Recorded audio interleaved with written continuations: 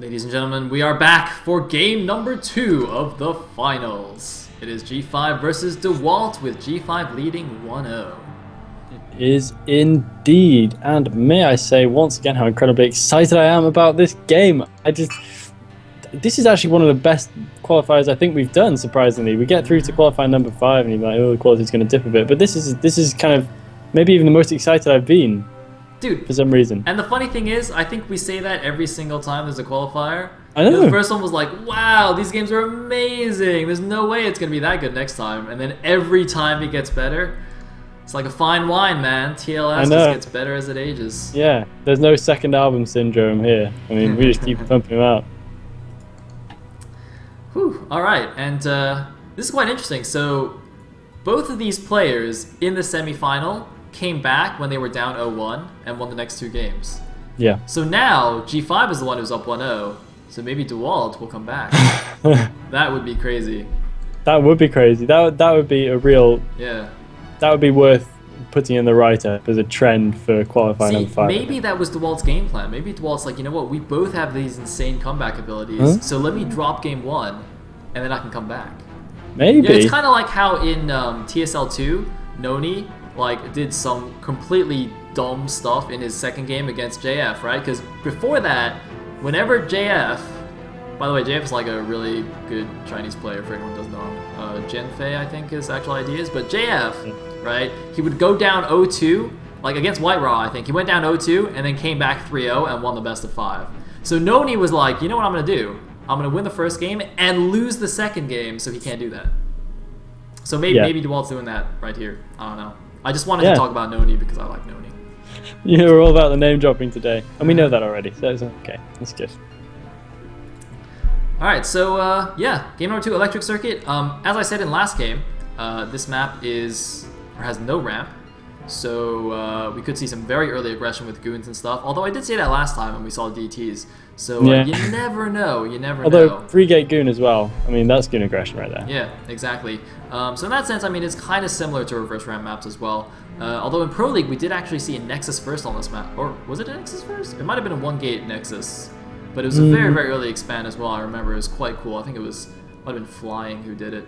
Anyway, so yeah, because you have this back protected mineral only, you can also do some early expand shenanigans. Either way, what I'm trying to say is I have absolutely no idea what's about to happen. Yeah, I think that's a pretty rich, full analysis right there from Sale. I think you said what needs to be said. So yeah, let's go into game number 2, G5 versus Dewalt.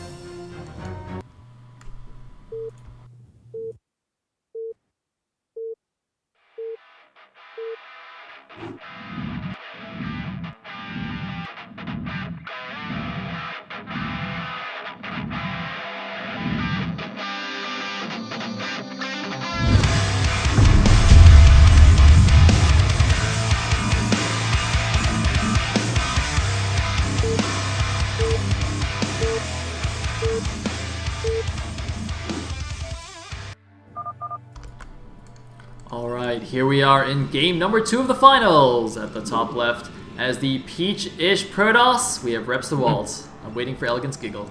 You caught me. And at the bottom left, as the Yellow Protoss, we have G5. Oh, dear. Yeah, I was waiting for that moment. I love it. Yeah. Peach Protoss for the win. So we're thoroughly expecting Dewalt to come out of the gates with a big comeback right here. He is, of course, 1-0 down, but as we see so far today, that has not stopped a single soul. 1-0 down is the place where you want to be after game 1, because that's kind of playing the odds, and so I really expect Dewalt to be coming back here, but G5, I'd imagine, will be having none of it. He'll be wanting to go in for the clean 2-0 victory, but I'm sure Dewalt would have other plans. Both players throwing down their pylons in their main base, although G5's pylon was like a second ahead of Dewalt's. Not the end of the world. Not the end of it. I mean, we have cross-map positions once again, and you know, normally when you see cross-maps, you're like, oh, well, I guess it'll be a longer game. Well, that didn't quite work out last game, but yeah. And once again, we have this cross-map out. By the way, I think G5's done this in all the PvPs we saw, because he did it against Breach, and he did it last game against Dewalt. I think this is just like a G5 thing, cross-map pylon scout in PvP. To be completely honest, I think it's terrible. But I mean, G5 does it, so it can't be that bad, right? It's really weird, isn't it? Yeah. Because Pylon Scout is just so heavy on the economy. Yeah, I don't know. I don't know if I'm a fan of that. I do like the cross-map Scout. I think the cross-map Scout is good. Yeah. Because it allows you to make the informed decision on that early zealot. So why would you not do it? It's the only scout which makes sense, really. But the Pylon Scout, I don't think it's necessary. I don't see why he feels he needs to do that. Because he only needs to scout 2 positions before he knows where his opponent is, not all 3. Another thing is that a lot of times Protoss players for PvP, they'll have a different strategy for close positions versus cross. So if it's like cross spawns, you can expand faster. So then it's more important to know, right off the bat where your opponent spawned. But doing a Pylon Scout, like, PvP, as you said, it just really, it grinds my gears, man. I'm going to go post in that thread on TL General. What grinds your gears? Protoss expanding, Pylon Scouting grinds my gears. Yeah. I said it. Yeah.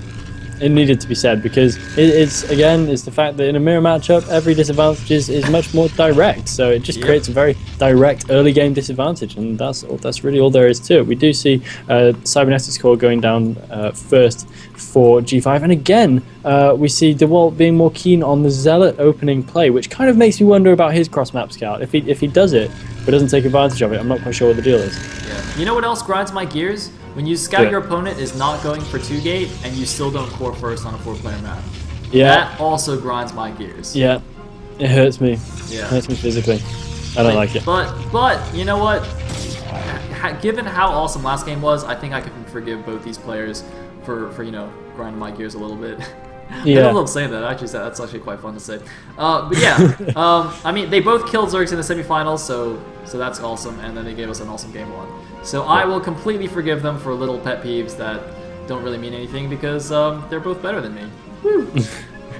It's weird though because it seems like kind of play habits, things which you've acquired over time, which aren't necessarily the best thing to do, but just kind of the thing you do, which is interesting to see even from high-level players, is that they haven't kind of squeezed the optimization out of their game to quite that level. It's curious, but it just goes to show they can be susceptible to the same niggles and habits that the rest of us can be as well, so it kind of brings them down to a bit more of a human level. We do have the first Dragoon currently pushing out for Dewalt. That's going to mean no resistance.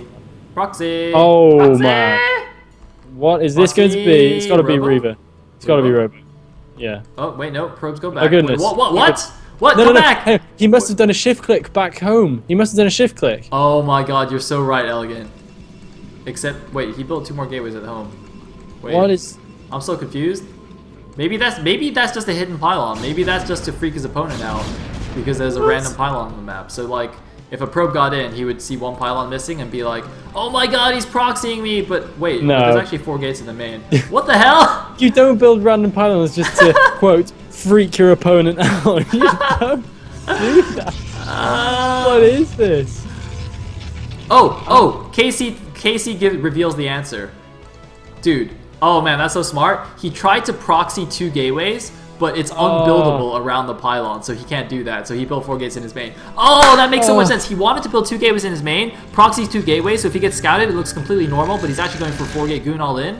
But because he messed it up, and he's like, oh, damn it, it's unbuildable. Oh, that's so good. Oh, no. Oh, thank you, Casey. That's amazing. Doesn't really affect his game plan apart from the fact that it's more scoutable than he thought it was going to be. But why didn't he see when he was trying to throw down the pylon that it was unbuildable? Because you kind of move it around and you see, red. Well, maybe red. He didn't move it around. Maybe just he got lucky first time. Yeah, exactly. But he's trying to get the probe back there, it seems.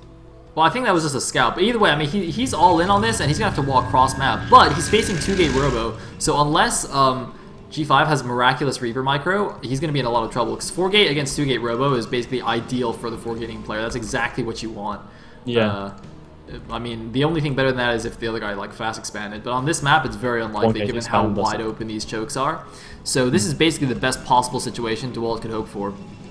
Yeah, this is looking really nice for Dewalt. I mean, Reavers, don't underestimate Reavers though, because this can actually work out nice with G5. And G5 is going for the walking Reaver option, so he's going to have 2 Reavers out by the time he gets severely outnumbered. So this could actually theoretically work for G5 if his micro is good and if he can create a solid wall to defend his Reavers from the oncoming Dragoons. That is what is crucial. He needs to stop the Dragoons from rushing his Reavers. Oh man, here we go, and the attack is commencing. Now that travel distance might actually really be helping G5 right now. That might be the only thing keeping him in the game, you know, besides the Reaver, obviously. The Reaver, along with the shorter reinforcement route for his Dragoons, is really helping. The lack of proxy gateways here means that this attack is going to be a little bit slower than Dewalt would like. I mean, he's still got 4 gateways pumping, but they got a long way to go before they come over here. And I think G5, or he should realize what's going on here and, you know, throw down another gateway and maybe throw down a shield battery here for that Reaver. Maybe a pylon on the front as well, an AI pylon. But here we go, the Goons moving in. They're trying to snipe the Reaver. There's no shuttle to protect it, and it does go down. And uh-oh, is G5 in trouble right now? There's more Dragoons coming in. They've taken a lot of damage from the Scarab. A second Reaver is coming in, though. The second Reaver gets a good shot off, and G5 is holding.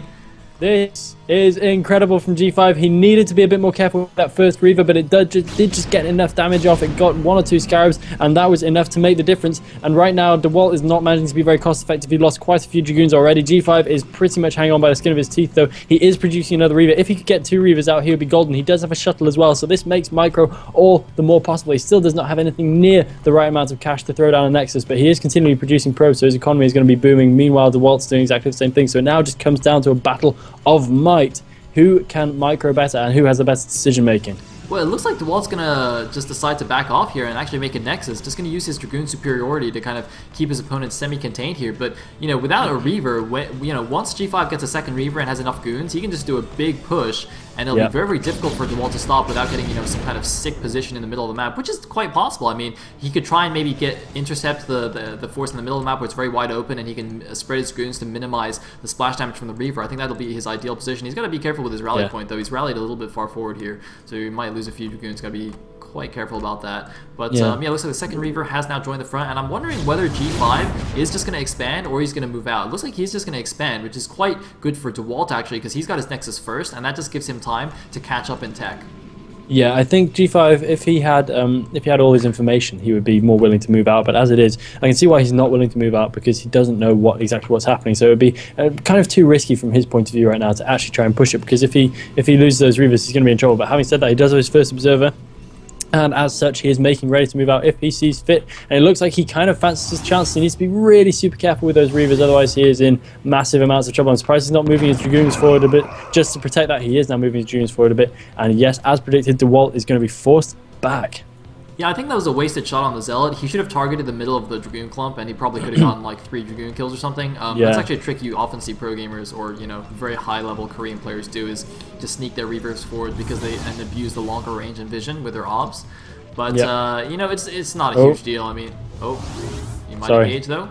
No, that's alright. You should definitely interrupt me if he's about to lose his Reavers. Oh, here we go! Big engagement in the middle, but the Reavers are down, so he's got to back up. But this is the kind of running battle that he wants to fight. Just delay that main attack. He wants to fight on the open in the middle of the map right here. And here we go, engaging once again, making the Reavers drop and then running back as soon as they drop. It's almost like playing a PvT where you force the tanks to siege. Yeah, I mean, it just means that your superior Dragoon count matters, because the Reavers just never get into the battle. And G5 looking like he's kind of losing the will to keep pushing. He knows that all this time Dewalt's going to be reinforcing his army quite strongly, and that is quite a large Dragoon count that Dewalt was going to be defending with. So G5, I think, realizes that he's just taking a little bit too long, hasn't been able to make the progress he needed to, and is content with pulling back for now. I definitely think he should try some shuttle harass, though. Surprisingly, however, he does not have the speed shuttle upgrade, probably feeling like he can't really quite afford it yet. Yeah, and I know this was pylons. I thought he was doing something crazy in the back there.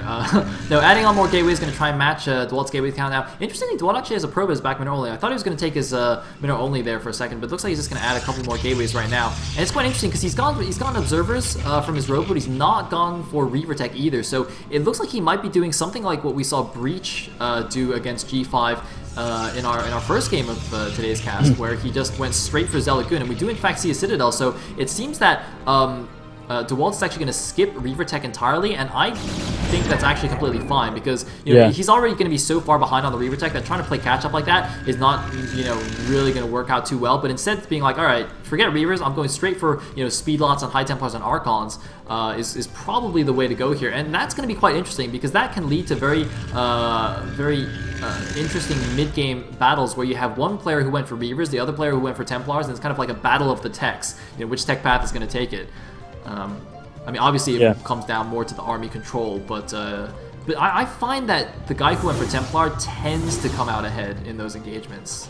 Yeah, I think so too. As long as he's committed nice and early, which Dewalt is doing, because he knows that you can't mess around, you can't sit on the fence. Oh my goodness! However, we do have 4 Reavers out on the map right now for G5, both of them fully equipped with their own shuttle transport. And he's gonna see it. Oh, did he see it? I think he saw one. Done. I think he's at least saw one. Okay. Yeah. But anyway, that's been scouted, but however, that's going to be a seriously powerful force. And this could actually work for G5 if his micro is up to scratch. He can break right here. 4 Reavers is so incredibly strong against Dragoon-heavy composition, which is what Dewalt is sporting right now. So G5 has a very real chance of making this happen with one concerted push. However, if he loses these Reavers, he is, I'm going to go out on a limb here, I'm going to say he is done. He is going to be so behind on tech and army count, it's not going to even be worth thinking about. Look at this. Dewalt is waiting in exactly the same position that Breach waited at to crush G5's army. In exactly the same position, and here we go. There's 4 Reavers dropping, but they're dropping at the front of the Dragoon army, and he's got such a better arc here, such a better concave than G5, but all his Dragoons are clumping. He needs to move in and snipe these Zealots coming in as well. So many goons going down to the Reavers. The shuttle goes down. 4 Reavers still alive here. So many units are dying. I don't know what's going on, but it looks like G5 is pulling ahead in the engagement. G5 with 1 Reaver left over, so many Dragoons left over, has crushed the army of Dewalt. GG! G5 takes it down 2-0. Yes, and that is a final engagement worthy of this series of games right there. Really, really nice micro display there. I think his early position in the battle wasn't great. He had all his Reavers kind of in a clump. It would have been nice to have them a bit more spread out. And they all kind of focus fired on 1 or 2 Zealots that were the friends of his opponent's army, which really hurt him. His first 3 or 4 Scarabs were all wasted on that Zealot, but then he managed to get them shooting at the right Dragoons, and he actually managed to do the pick up and drop micro with 4 Reavers simultaneously, and that is no mean feat. G5 definitely earning the victory right there. Yeah, I think it made a pretty big difference because, you know, as I was saying, it's very similar engagement to his earlier one against Breach, but in that case, I think Breach had a few more Zealots to help, you know, buffer at the front, and obviously, I think, I think G5 only had 2 Reavers in that one. In this case, he had 4, so pretty crazy splash damage going on there. Yeah, crazy splash damage. Oh, man. So, ladies and gentlemen, G5 is the champion of the TLS Qualifier number 5. He will get to pick his group for the next round. Congratulations to Dewalt as well, though. As second place finisher, he also immediately qualifies for the tournament. And everybody else from semifinals and stuff, they get points towards qualifications. So tomorrow will be the last qualifier, the 6th and final qualifier, your last chance to qualify for the first season of the TLS, our inaugural season. It's gonna be history in the making, guys. So you should probably sign up. Yeah, you want to be a part of that. Absolutely, you do. Yeah, I'm really excited to see what we can have coming out of the woodwork tomorrow. I think once again Terra's going to be a serious contender. Not managing to find his way into a final again today, but certainly one to watch. Especially now that G5 and Dewalt are both going to be out of the way. Indeed. So let us do a final shout out, final thanks to our sponsors, Razer and Twitch. Of course, they made all of this possible. They are awesome. Thank you so much. Huge thanks to Team Liquid, of course, for putting us on. You can't have sponsors without an organizer. Does that make sense? Yeah, yes. That makes sense. That's good. You need somebody to make the tournament. You can't just have the monies. So yes, major thanks to all the peeps making this possible. Unfortunately, I don't have a list, but there is a credits reel, so you'll see all the names. But Tupacalypse, Hawaiian Pig, Heyoka, doing a ton of work for us. So major props to those guys. And yeah, stay tuned for the credits, because I think we are done, Elegant. I think we are. This has been a great evening of casting. I hope you've all really enjoyed it. I've really enjoyed it as well. And yeah, make sure you tune in tomorrow, guys, for the final set of these qualifiers. See you guys tomorrow.